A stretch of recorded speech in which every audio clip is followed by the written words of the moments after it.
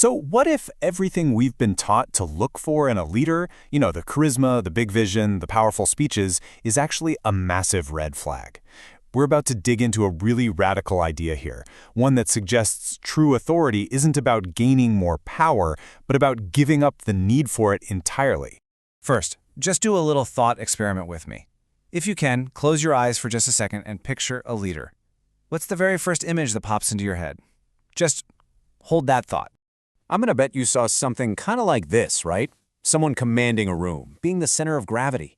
We just naturally assume the person with the loudest voice, the biggest stage, is the one in charge. But what if real authority is the exact opposite of all that? And that leads us to the heart of the source material, what's called the authority paradox. And I'll give you a fair warning. This is a concept that pretty much challenges everything we think we know about power. Here it is, the whole idea in one sentence. True authority begins where desire ends. Let's just let that sit for a moment. It suggests that authority isn't about what you can do, but about what you no longer need. And that simple idea, well, it changes everything. Now, your first reaction is probably the same as mine was. Wait a second. So a leader should just be a potted plant? They should want nothing? I mean, if you're a parent, you want your kids to be happy. If you're a CEO, you want the company to succeed. Does that automatically disqualify you? Well, no, not exactly.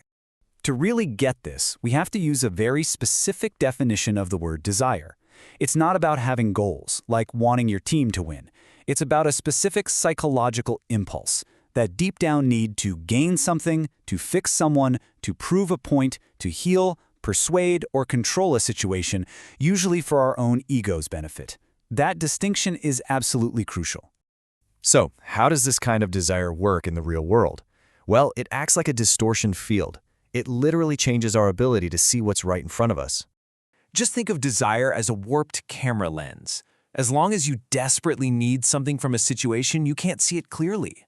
If you need to be seen as the cool, liked boss, you don't actually see your employee's real performance. You just see a character in your own story.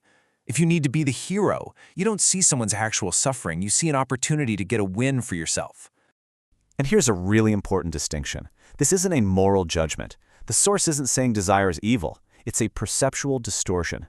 Think of it like this. If you're trying to paint a perfectly straight line, but you're standing on a wobbly ladder, you can't do it. It doesn't make you a bad painter. It just means your footing is unstable.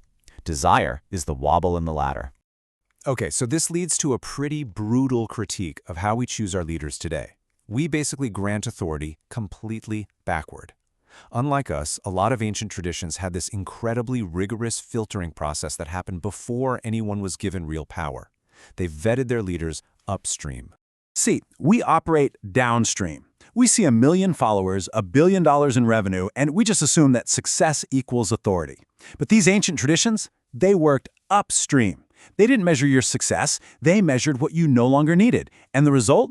We empower the most ambitious, needy egos while they found the most unbribable people. And here's why that's so incredibly dangerous. A person with tons of insight.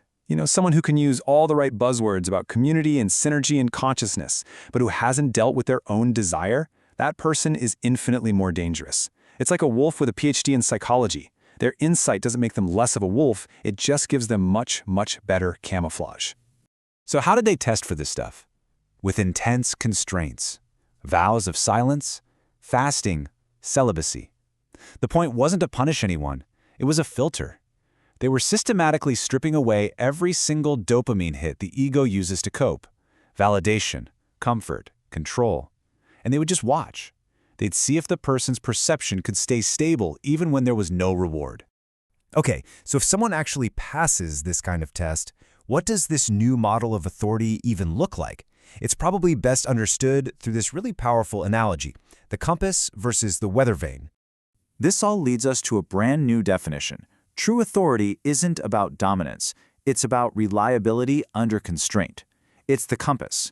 Can I count on you to keep pointing north even when a storm is raging, even when it would be way more popular to point south? This kind of authority has 3 really distinct traits. First, it doesn't need your agreement. A person with this authority can deliver bad news and not get all defensive when people push back. Second, it doesn't need followers. Think of a parent setting a necessary but unpopular boundary.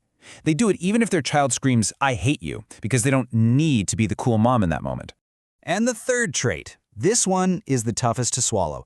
It does not need to be believed. Think about gravity for a second. Gravity doesn't need you to believe in it to function. If you step off a roof, it works every single time. Someone with true authority speaks kind of like gravity. They state a reality, and that reality just is, whether you argue with it or not. And this brings us right back to that final analogy.